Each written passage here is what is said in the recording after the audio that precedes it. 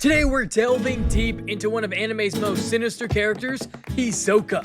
What made him this way? What fuels his obsession with power and his twisted fascination with Gon? Let's unearth the clues hidden in his mysterious past and his psychology. Hisoka isn't your average villain. He's charming, unpredictable, and somehow makes us root for him even though he's, well, completely insane. So what's the deal with Hisoka? Why do we keep forgiving his psychopathic murder clone antics? Today we're piecing together his past, motivations, and relationships to figure out why we love to hate this bizarre maniac. In Hunter x Hunter, Hisoka's origins are left a mystery, but there are hints that suggest a traumatic or abusive childhood might lie at the root of his twisted persona. Togashi is known for crafting deeply layered characters, and while he doesn't explicitly reveal Hisoka's past, subtle clues point to a childhood filled with isolation and pain. One theory based on some hints in the Hunter x Hunter manga and the Hisoka origin spin-off is that Hisoka may have grown up isolated, deprived of guidance, or even ostracized due to his early extreme obsession with strength and violence. Imagine a young child, potentially mistreated or rejected, turning to a world of fantasy where strength was all that mattered. From a young age, Hisoka might have learned that the only way to survive and thrive was by being the strongest. Other clues suggest that Hisoka's lack of empathy could stem from an early abandonment. Perhaps he was a child who saw strength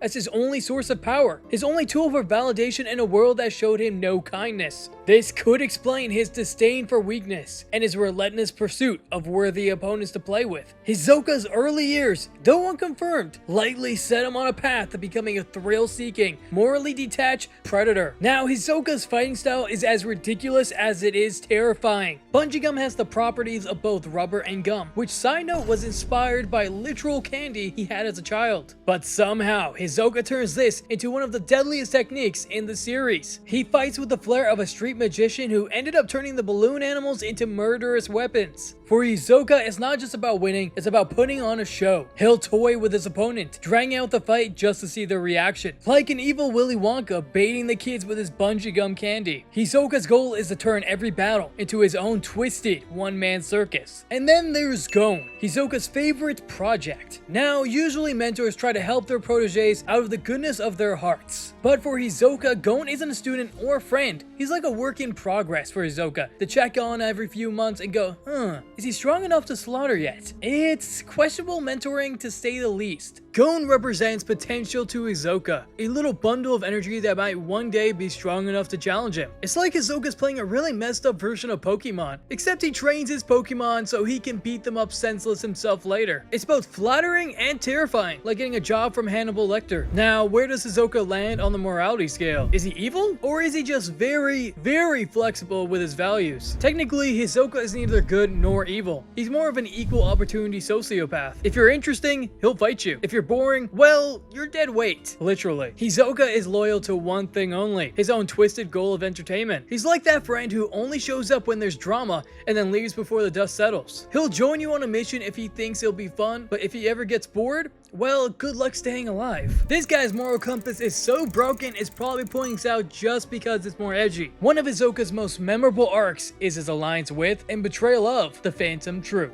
When Hisoka joined the Phantom Troupe, you might have thought, hey, maybe he's found his squad. But unsurprisingly, Hisoka's not here to make friends. He's here for one reason, to eventually beat their leader, Crollo. The rest of the troupe is just collateral in his quest to kill the boss. Classic team player vibes, right? For Hisoka, even a deadly criminal organization is nothing more than a means to an ends. His time with the Phantom Troupe shows us the depths of Hisoka's patience. He plays the role of team player with chilling skill, biding his time, waiting for Crollo to be at his peak. And when Hisoka finally gets his chance, he doesn't hesitate. It's as if he's been savoring this conflict in his mind, building anticipation like a child waiting for a long-promised gift. This is peak Hisoka, acting buddy-buddy while secretly planning a hostile takeover. It's like if the Joker joined the League of Villains just to end up killing everyone before the Justice League arrived. Psychologists would have a field day with Hisoka. Hisoka. Many experts would categorize him as a textbook example of psychotic. Hisoka exhibits classic signs. He's detached, lacks empathy, and is solely focused on his own gratification. His thrill-seeking, ruthless nature fits perfectly into a psychological framework of a thrill-seeker who craves heightened arousal. Hisoka is practically a walking case study in dangerous people to avoid at all costs. Although his sadistic enjoyment of others' pain and his lack of remorse are hallmark traits of a psychopath, he's still somehow charismatic enough to keep getting invited back. But what sets him apart is his patience and discipline, traits that many impulsive psychopaths lack. He can play the long game, as we see with his obsession over years to face Chrollo and Gon. This is what makes Hisoka one of the most terrifying characters